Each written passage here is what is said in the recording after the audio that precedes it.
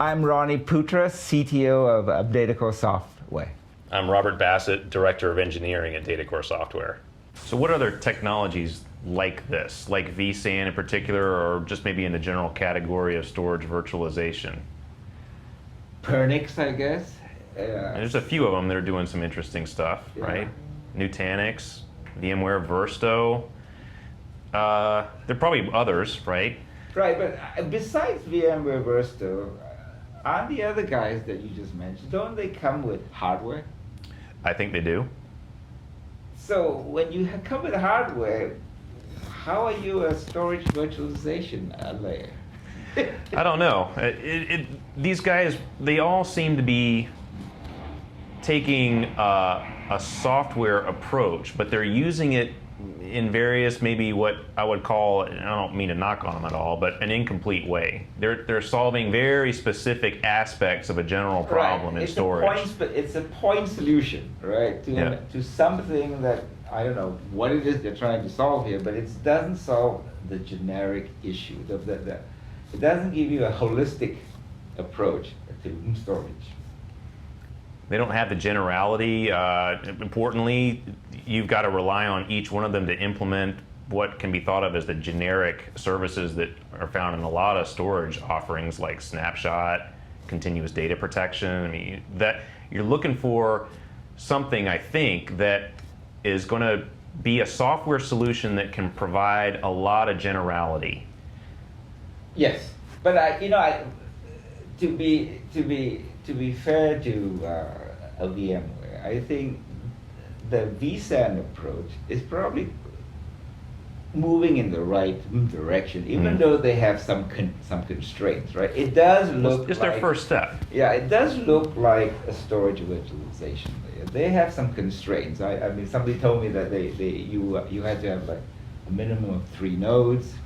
You had to have a solid state disk on the nodes that you wish. I'm not sure whether you have to have it on every node. Locally attached storage. But there's some hardware constraints, right? You know, and it doesn't. It's very VMware centric, right? And so even though I say that it's a step in the direction of storage virtualization, it's not what I believe to be a good storage virtualization story. It's a start. So, and then I think recently I read that Amazon and Google are trying to push this thing called server SAN, a server-side SAN. Mm-hmm. So they're all moving in a direction where we came from. So from that perspective, I think it's great. I think makes me feel kind of clever. But anyway, what is missing is that a lot of these solutions assume you're going to start from scratch, like you've never heard of virtualization before, and let's start now, right? But for me, in the real world, there are these configurations that have existing storage. Sure. Right? They have arrays that they bought. They have local attached storage. They have SATA banks with 5 disks and 5 cables. And these are the guys that are really the ones that need a storage virtualization layer. Hospitals. Right. Those poor guys. Yeah, they got stuff everywhere, right? So, and these so-called storage virtualization technologies, virtual SAN, software-defined storage, they're all going, hey, you want something new? Here, I've invented something new. They haven't invented anything new. They just sheet metal some new shit, put some software on it because other people have been talking about software, this and that, and you go, here, we have that too, right? So, for those who are really considering storage virtualization, they should look into some history and see where all this came from, right? This is nothing new, okay? What is really new I think, is the realization that it is software that makes hardware useful, okay? Hardware doesn't make software useful. Software makes hardware useful. And so to have useful storage, you need good storage software, right? Anyway. Why abandon external storage for internal storage? That's a question we've been asked in this context. I don't know that maybe some of these offerings are suggesting that they'd like you to abandon external storage for internal software. Some of them are not. I guess for the ones that are, we have this thing in Florida called hurricane amnesia. Maybe this is solid state disk induced amnesia. You know, I have heard this. You know, there are the trade rags that talk about the abandoning of external storage for internal storage. I think it's just hype. Storage is storage, okay? The migration back to internal storage is, for me anyway, is really the people asking, how do I take advantage of solid state disk, right? Because when you put solid state disk into a remote storage island, let's call it that, right, for remote access, you're not really taking advantage of what SSDs are for. Because SSDs, the way they are, the way an SSD is, the latencies for access are faster than the wire speeds. So you do not want this to be at the end of a wire. You want it stuck on the PCI bus, okay? So this is, I'm not trying to knock the SSDs at the end of the SATA wire. Okay, they have uses too, right? But really, if you're talking about SSD, you're talking about performance. And if you want to extract the most performance out of that, it should be closest to the box. But there are issues with that, right? By making it close to the hardware or to the place where your application is, you now lose the mobility you gave to your application when you were accessing a aggregated storage, like a SAN. Okay, so you have to pay a price for these things, right? The way to ameliorate that cost, the loss of the mobility, is again a good storage virtualization layer that is able to hide those things from you, right? And storage virtualization isn't just making a virtual disk out of a bunch of stuff. It has a lot of other pieces in there. It has caching, right? It has the ability to store writes, to not write to the oxide, right? Because if you can replicate the write, you do not need to put it onto oxide immediately, right? And SSDs don't help with writes. I know vendors of SSDs go, we're making great strides to improve writes, right? At the end of the day, it's the same issue. Writes is a problem. So with a storage virtualization layer like ours, we are aware of the deficiencies of SSD. One way around it is don't write it to the SSD until you have to. Drop it in RAM. Right? If you replicate it, and if you put it in RAM, if it's in some other place, your data is safe. Okay, so forget all these things and all this hype about the thing. SSDs are good for reads. Nobody is discounting that. Not as good as RAM, but it's good enough, right? So, and this is what you can do with software. But if you do something else like vSAN is doing, the SSD for vSAN, as far as I know, and I could be wrong, is used as the cache for writes. The complete opposite of what you want the SSD for. It just, to me, it blows my mind. It's like, what are they smoking? SSD is not RAM, hello? So there is, look, as technology improves, things will go back and forth.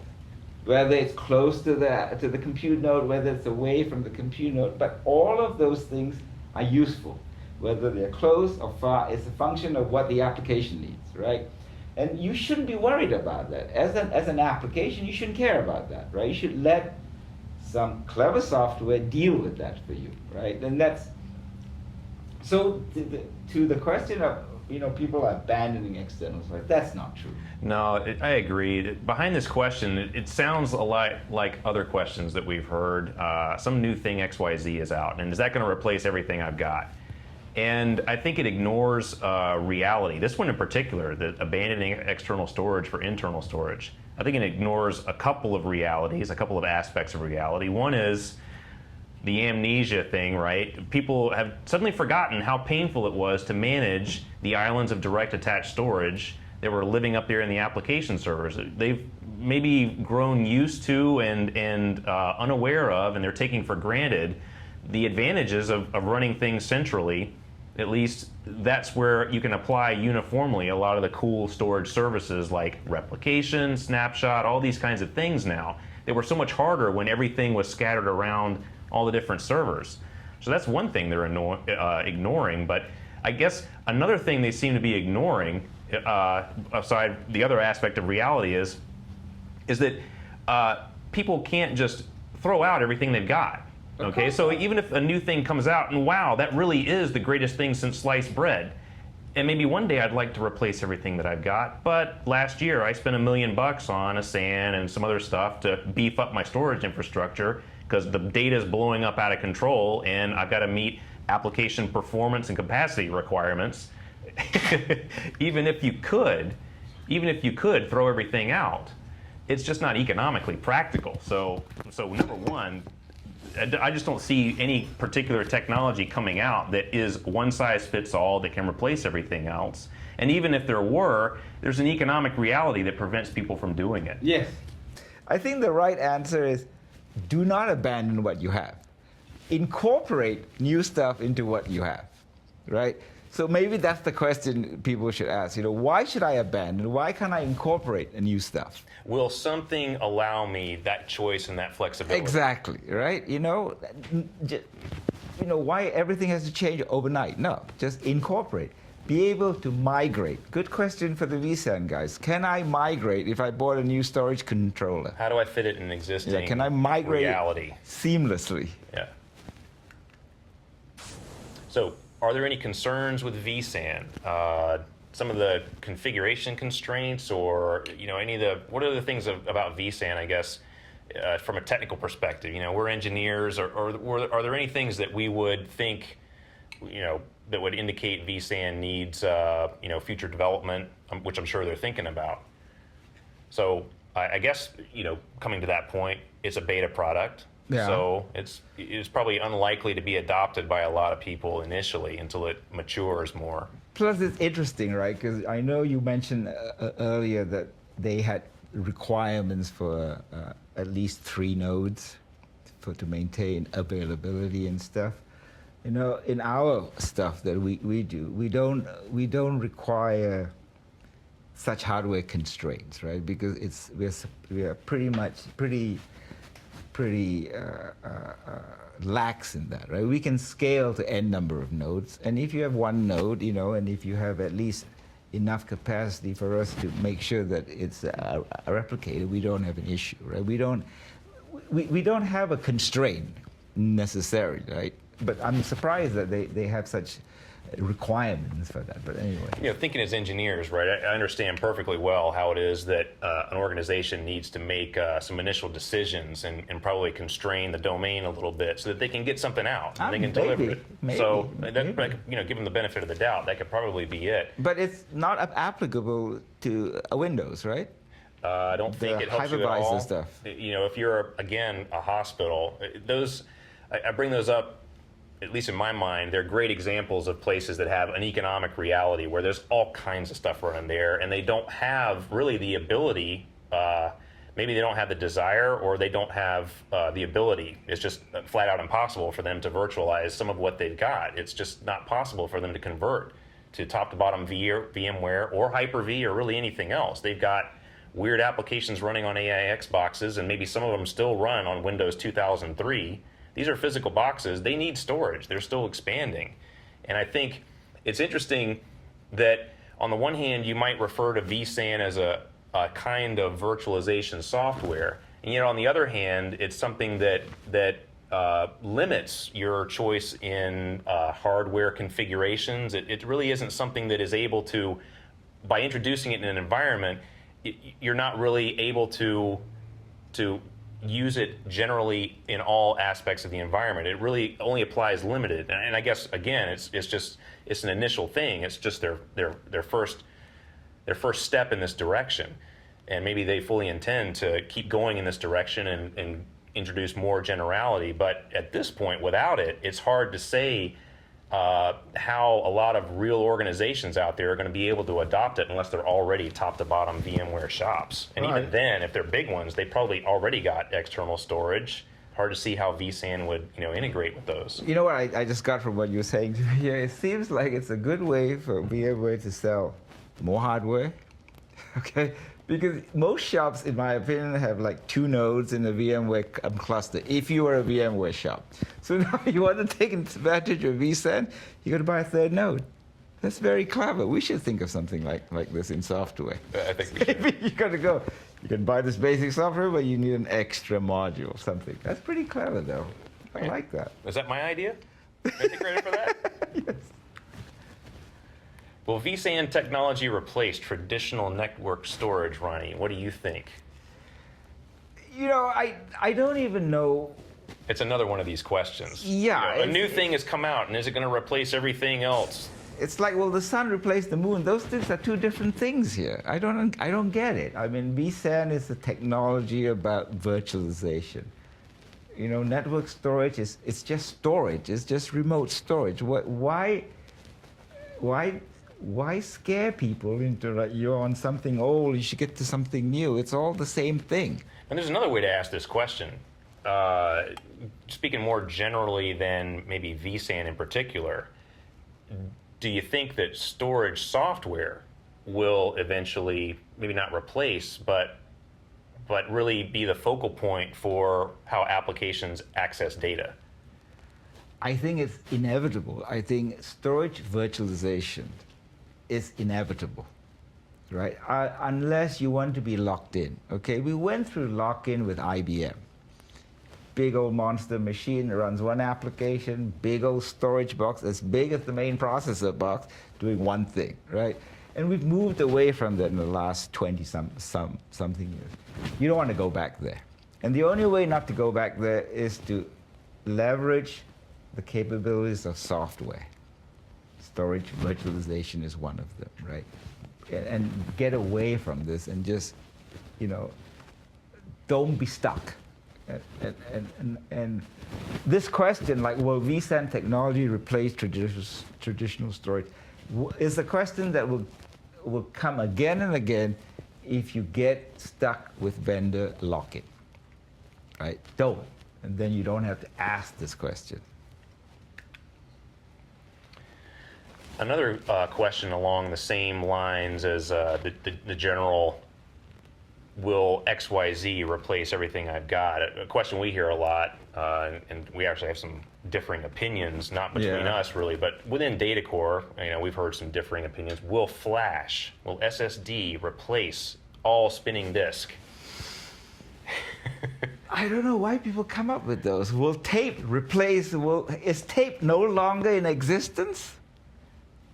Do people buy tape? A lot of people still buy tape to back up. It's like asking me that question, 10 years ago, or maybe even less than people going, there'll be no more tape, We got this 2.5-inch disc at, half a terabyte, Tape still exists. Spinning disk will always exist. And maybe flash will also exist. They all serve different purposes. Well, actually, I disagree with you, Roni. I just recently threw out my toolbox full of hammers, and now I've got a toolbox full of screwdrivers. And the fact is, I don't understand why you think that a one-size-fits-all approach doesn't work for people. I'm able to just use the new thing in every situation going forward. And of course, I'm kidding. You are smarter than me. There's just nobody has a toolbox like that. And that's what all these questions are. It sort of assumes that everybody's got a toolbox full of one thing, and that a new thing comes out and I'm able to chuck them all out and get a toolbox full of exactly one tool. It doesn't make any sense to me at all. When people say things like this about the new technology, it reminds me of the Mexico Olympic Games when we all went to they taped the sports with a Betamax or some tape that no longer can be read now. So we put everything on flash, and the next day we've lost everything, right? It's weird. No, I could get my vinyl from Dead Format Records. Love that record store. Is DataCore developing a virtual SAN? What's going on in the lab? You tell me. You're in charge. Well, yes, we are developing a virtual SAN. So, all kidding aside, it maybe I ought to be honest with you a little bit. Are we developing a virtual SAN? Maybe one way I can answer that is yes, we are, but no, it's not new. We've been doing this. So, are we doing something different? Not exactly. We're really just all about evolving our software to be more and more general even than it is now. So we already develop virtual SAN software, at least from our perspective and our opinion. And our task in engineering is just to continue that evolution, to continue pushing that boundary and seeing how far we can go simulating storage underneath applications so that we can do whatever we want with the hardware reality without the applications feeling a thing. Yeah, we have been focused. We are very focused, right? It's not like VMware that does the virtual machine. I'm doing virtual machine virtualization, and now they're going to dabble in storage virtualization, right? We have been doing storage virtualization since the get-go. So I think it's along the way you've answered it, right? We are developing storage virtualization. What's going on in the lab? We are evolving the product to be in step with the evolution in applications and the application needs and how they are deploying applications across the new platforms. That's what we're doing, right? One of our goals is to eventually get to data anywhere, and it's an internal code word for the fact that where your application is and where the data is doesn't have to be in the same place. Okay, as long as if your application needs to access the information, our job to the software layer is to give you that information in a timely manner, in a highly available manner, with the appropriate capacity. It's an evolution for us. It's not new for us. It's us changing the matrix. It's us changing Just the a little matrix, right? Instead of green streams of numbers, we're going to get white streams. And then a little black cat walks across. Black cat walks across. And little magic. Because after all, software is magic. Yeah. 3 key takeaways from this presentation. One, I think Roni said it best. I don't want to take your point from you. Say it. But it is software that makes hardware useful. And to that end, you've got to understand that the only way that you're going to be able to insulate yourself from changing hardware realities, economic realities, you've got to have your applications talking to something that in some sense doesn't exist. It's virtual and permanent and doesn't change and is not really related in any direct or tight way to the hardware reality that has to change as things change in your infrastructure, in your economic reality, and as things change in the technological landscape. Yeah. And then the second most important thing is really just to reiterate the first point, and the third thing is, again, I think software is really the most important thing in your storage infrastructure.